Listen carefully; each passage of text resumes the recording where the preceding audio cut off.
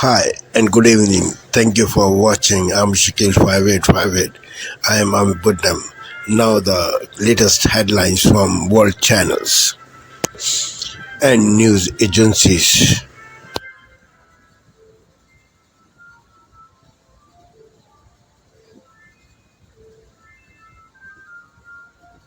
Purported leak. Know your ABCs. Visit abc.net.au/emergency.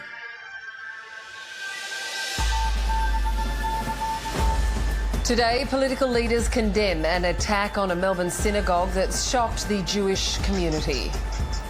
Stand against this hate and stand against this kind of horrendous attack.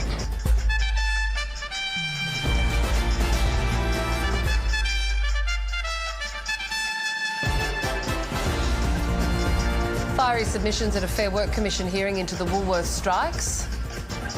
Syrian rebels seize the strategic city of Hama in another major blow to the al-Assad regime. And Australia looking for redemption in the second test against India at the Adelaide Oval.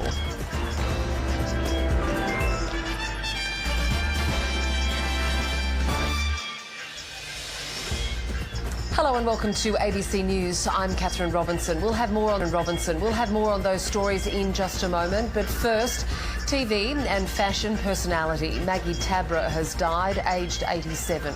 She started her career as a model and later became a household name through her work in publishing and television. For 15 years, she was fashion editor of the Australian Women's Weekly and was frequently featured on the magazine cover. Her family posted on social media saying she was an icon in every sense of the word and we will miss her dearly, along with the rest of Australia. Well, political and Tonight, breaking news as we come on the air, the new images in the manhunt at this hour, the CEO murdered in New York City, and tonight for the first time here, the face of the suspect. And the video just in tonight, the suspect on a bicycle outside New York Central Park. Also tonight, we're following this magnitude 7.0 earthquake off California. The frightening images coming in at this hour. First tonight, new reporting just in this urgent manhunt for the suspect wanted for murdering that CEO at dawn in New York City. The suspect seen unmasked and smiling at a hostel on New York's Upper West Side, where he shared a room with two strangers just before the shooting. What we've learned about the victim tonight, a husband and father of two boys, and tonight here, the words that the suspect left on shell casings at the scene. Also breaking late today, the powerful earthquake just off the coast of Northern California, the 7.0 quake, triggering a tsunami warning and mass evacuations. Buildings damaged, homes knocked off their foundations, items thrown from store shelves. The first earthquake of this magnitude in the region in more than 30 years. Of course, many asking, could more be coming? The state of emergency tonight and what authorities are saying. Also, this life-threatening storm sweeping across the Great Lakes right into the Northeast. Tonight, winter storm and wind alerts from Michigan to New York up to Maine. Up to a foot of snow, a blizzard warning in Pennsylvania. The warning of winds gusting near 80 miles per hour in some places. Dangerous winds in New York, Philadelphia, and Washington. Lee Goldberg with the forecast. Tonight, authorities on the kindergarten students who were shot by an adult. Their condition at this hour and what we're now learning about the suspect. Tonight, ABC News has learned President-elect Donald Trump is keeping his options open now amid the firestorm swirling around his pick to head the Pentagon. Former Fox News host Pete Hegseth. ABC News also learning Trump is not working the phones on his behalf and who's now on the short list of potential replacements. New reports tonight outside New York City, more mystery drones after they were seen near Trump's Bedminster golf course and the military base. And there's word tonight a medevac helicopter was kept from flying a patient to the hospital because of this. News tonight on those popular drugs now being used for weight loss and what they're seeing with dementia. And America Strong tonight, the neighbor lighting up the whole town for Christmas, 1 million lights. Can anyone beat this? You'll see it. From ABC News World Headquarters in New York, this is World News. Tonight, the new clues and the new images in the urgent manhunt in New York City for the gunman who fatally shot the CEO of United Healthcare. The first photos showing the face of the person of interest wanted for questioning in the brazen targeted shooting of that CEO in Manhattan. New video that may show him fleeing on a bike 30 blocks away. the hostel where he's believed to have stayed, and the cryptic clues found written on bullet casings at the crime scene. What we're learning. Also tonight, the powerful 7.0 magnitude earthquake rocking Northern California. Damage reports coming in, supermarkets shaking, doors knocked off their hinges, residents ordered to move inland. The tsunami warning and evacuations now lifted, but the concerns tonight over aftershocks. The Arctic blast turning deadly as it pushes into the Northeast. Dangerous snow, millions on alert from Michigan to Maine. Two kindergartners wounded in a shooting at a California Christian school. The meeting the adult gunman had with the principal moments before opening fire. The stowaway who snuck onto a flight at JFK to Paris, back on U.S. soil and making her first court appearance. This is NBC Nightly News with Lester Holt. Tonight, the new images of a person of interest in the murder of a health insurance CEO. Our new reporting. The fake ID police say the suspect used, where investigators believe he ditched his backpack, and the words written in Sharpie on shell casings. A powerful earthquake strikes the Pacific Northwest, triggering a tsunami warning.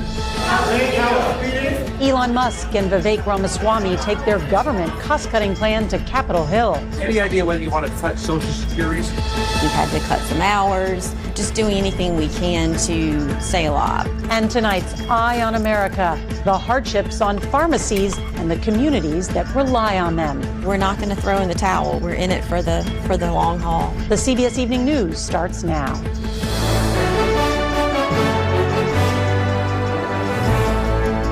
Good evening, I'm Nora O'Donnell, and thank you for joining us. I'm Jeff Bennett. Amna Nawaz is away. On the NewsHour tonight, tech and Trump.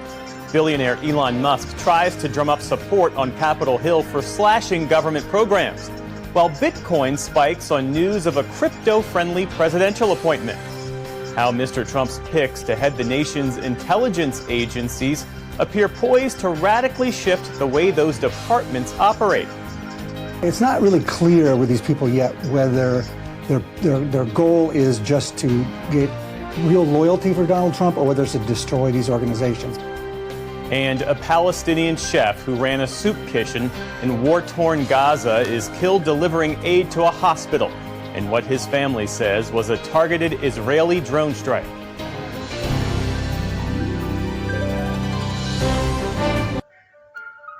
I just want to say we're going to bring prices down. We're going to make our country safe. We're going to stop people from robbing our stores and hurting our people. We're going to, and we'll get involved with governors, including Democrat governors, because that's unfortunately, whether you like it or not, that's where the crime is. It's in virtually every case, it's with Democrat-run cities and states, and we're going to stop it. We're going to work with the governors and the mayors, even if they're Democrats, and we're going to get it down, and we're going to bring our country back, and it's going to be bigger and better and stronger than ever before.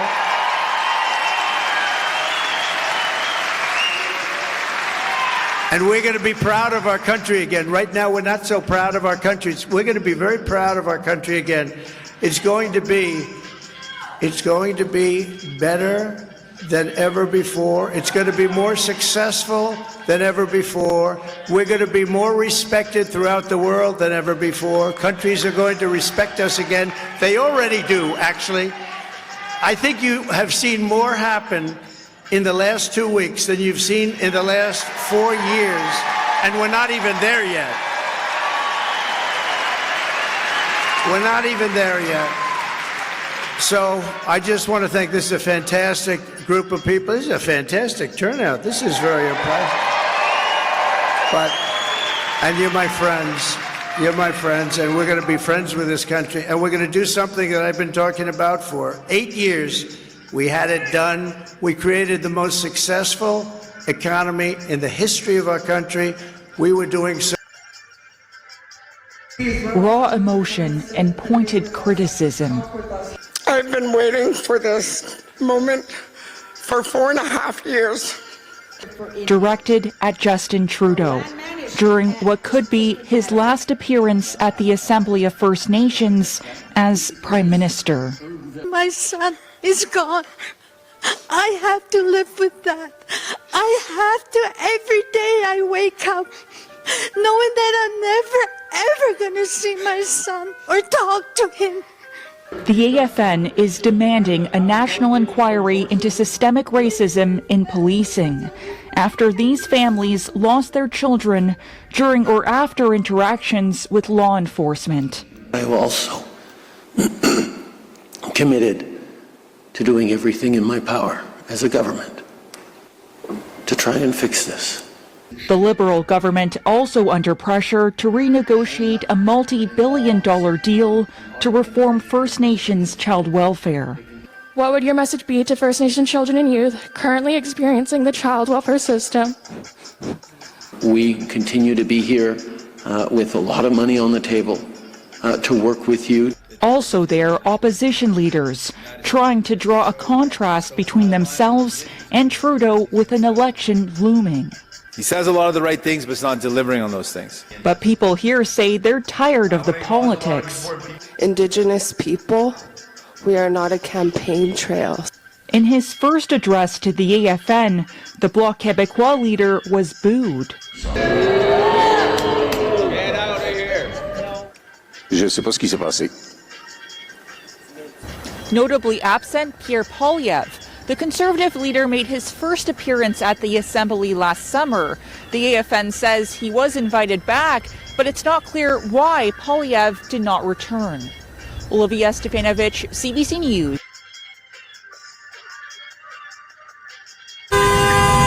Video shows a man dangerously weaving through traffic at Ackroyd and Number 3 Road, struggling to stay on his feet. Another angle shows two people attempt to help the man who continues running and then tries to open the doors of oncoming vehicles. We should be very concerned, but we shouldn't be surprised. Richmond City Councillor Cash Heed says scenes like this have become more common in Metro Vancouver, and Richmond is no exception.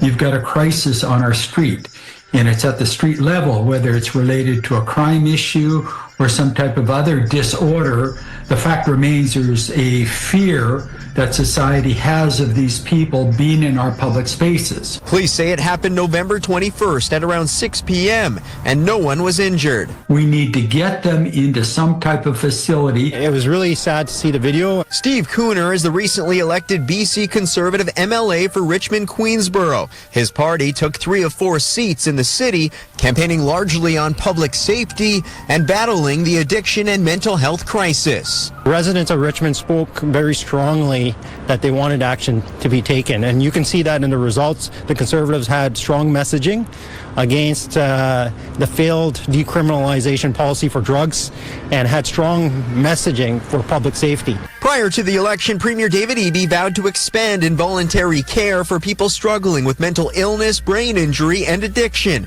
More facilities are slated to open across the province. RCMP tells CTV News there was nothing criminal in nature here, and the man was taken to hospital. For privacy reasons, they couldn't say whether he was on drugs, experiencing a mental health crisis, or if he's since been released from hospital. Kevin Chirac, CTV News, Richmond.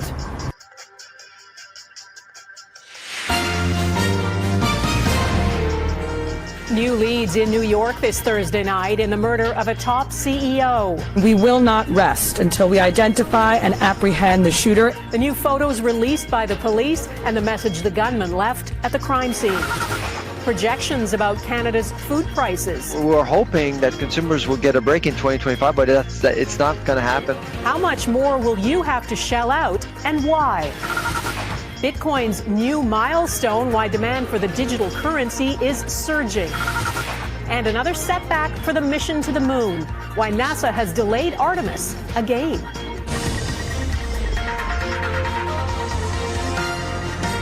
Global National with Donna Friesen. Good evening and thanks for joining us. A manhunt is underway in New York City after the brazen on France 24.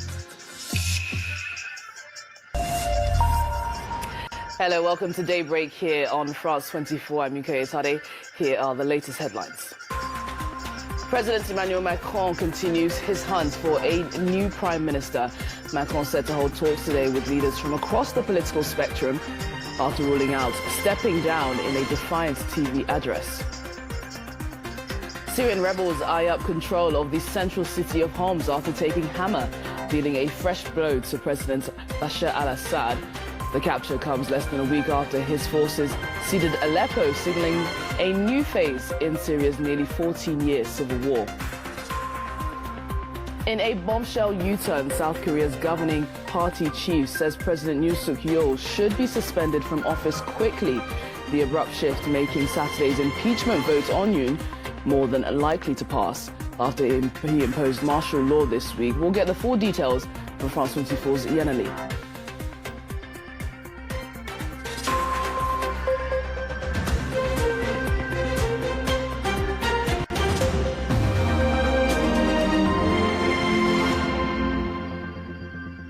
We're going to begin the program here in France, where President Emmanuel Macron is continuing his hunt for a new prime minister.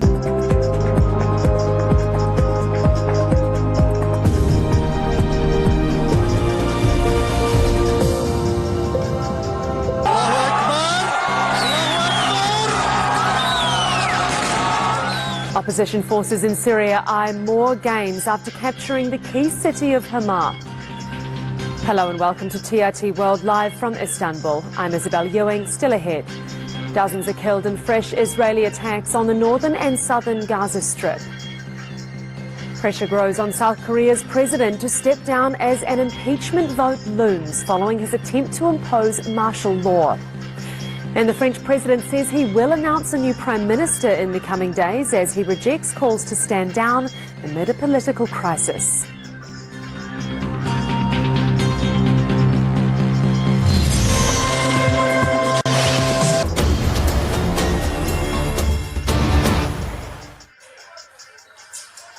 Sierra Leone on Thursday began a nationwide rollout of the single-dose Ebola vaccine.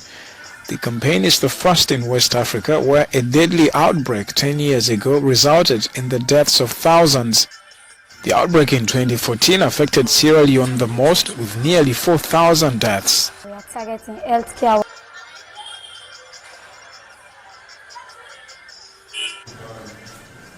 The Democratic Republic of Congo has launched a legal case against Rwanda at the African Court of Human and People's Rights. Rwanda is accused of backing the M23 group, a rebel military. Senegal has called for full access to the archives of the Tiaroy massacre, as experts want transparency about one of the darkest chapters in its colonial history. Senegal's new news. 6 bodies have been pulled from an abandoned mine in Stilfontein in South Africa. The number of miners still trapped underground is still unknown. One local Real Madrid head coach Carlo Ancelotti said Kylian Mbappe was disappointed as he missed another penalty kick and Real Madrid lost to Athletic on Wednesday. Mbappe had his penalty saved by Athletic goalkeeper Julen Aguirre-Zabala in the 68th minute, which was a disappointing blow for the French star. It was a difficult game. It was close, very competitive and hard fought.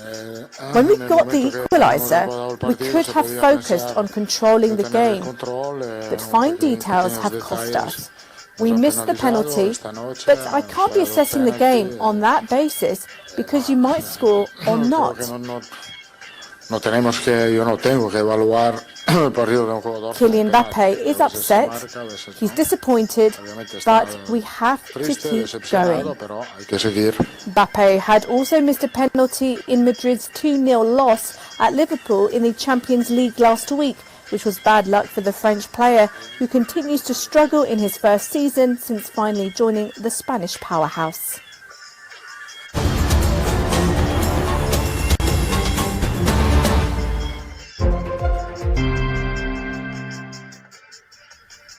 This is Asia Now.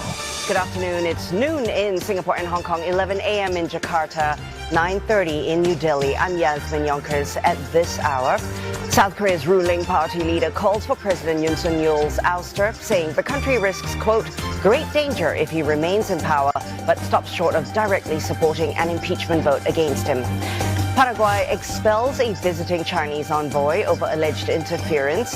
He had skipped a planned UNESCO session, instead turning up at Congress to urge lawmakers to reject Taiwan. And Bitcoin Retreats from the 100,000 mark that it hit earlier on hopes of crypto-friendly policies coming from the incoming Donald Trump administration.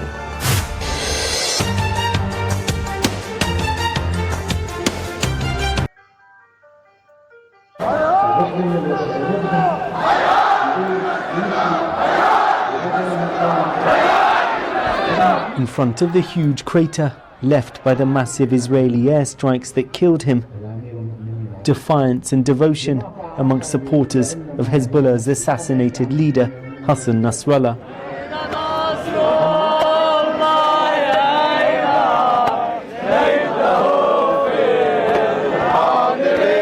A fragile ceasefire allowing them back to Beirut's war-ravaged southern suburbs for the first time in 2 months. For many in the crowd, the grief is still raw. ما في شيء شعور فيني خبرك عن السيد. هو مثل بيلة إلنا من لما وعينا عليه وما بنصدق إنه هو مات استشهد. In the West, Hassan Nasrallah is viewed as a terrorist. Here, he's a hero for standing alongside Hamas. Welcome to Democracy Now!, democracynow.org, The War and Peace Report. I'm Amy Goodman. Amnesty International has concluded Israel's committing genocide against Palestinians in Gaza. This is Amnesty researcher Budur Hassan. We have documented Israel's perpetration of 3 out of the 5 prohibited acts under the Genocide Convention since the 7th of October. These include killing members of the group, causing them serious mental or bodily harm, and inflicting conditions of life calculated to bring about their physical destruction. For example, this would include Good morning. The Prime Minister faces backlash after setting out his 6 key milestones. Sir Keir Starmer is accused of watering down 2 of his key election pledges amid signs the economy is struggling in the wake of the budget. Well, in his speech, he also promised to take on NIMBYs holding major projects to ransom as he ushers in a new era. I expect to be judged on my ability to deal with it. And the work of change has begun. France in crisis. Emmanuel Macron vows to stay on as president after his government is toppled following a no-confidence vote. A breakthrough in lung cancer treatment. Scientists create a urine test which can detect the first signs of the disease. We're going to be talking to the scientists who created the groundbreaking test.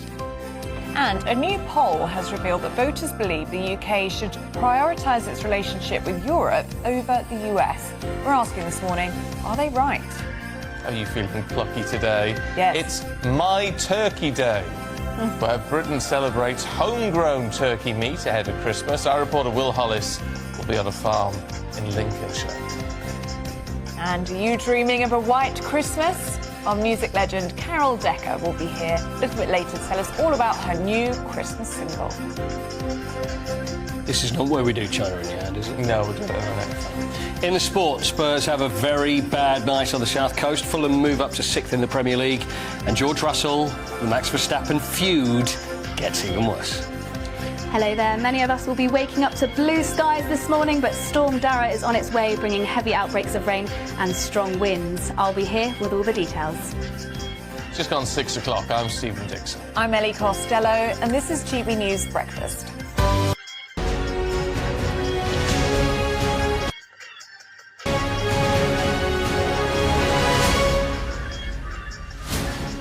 Good morning. It's 6 o'clock on today's show. We're talking about how readily available AI tools are driving a boom in fake nude images of ordinary people. Plus, Harry Brooke has once again impressed for England as they take charge of day one of the second test against New Zealand. It's Friday, the 6th of December. We hear from victims of deep fakes whose photographs were turned into sexually explicit images and shared online. This looked so realistic, like nobody but me would know. It really took me back, but it was like looking at me, but also not me. After his failed attempt to implement martial law, South Korea's president claims he never ordered the arrest of politicians. New details suggest a possible motive for the killing of a health insurance boss on the streets of New York.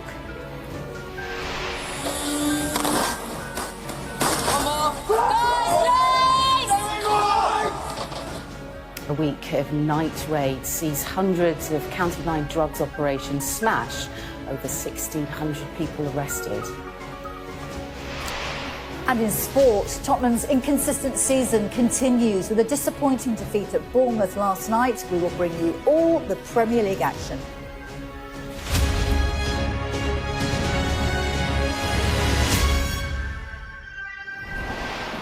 Hello, good morning everyone. Thanks for joining us here on The Breakfast Show. We're going to start.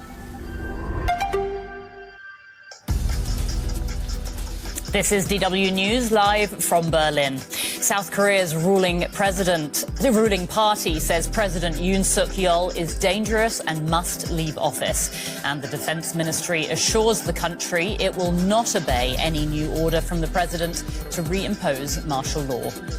Also coming up on the programme.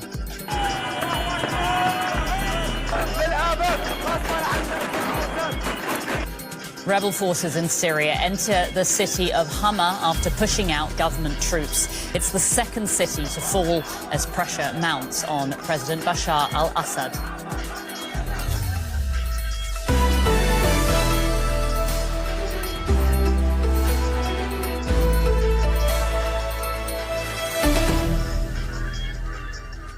I'm Anya Coopers-McKinnon. Welcome to the programme.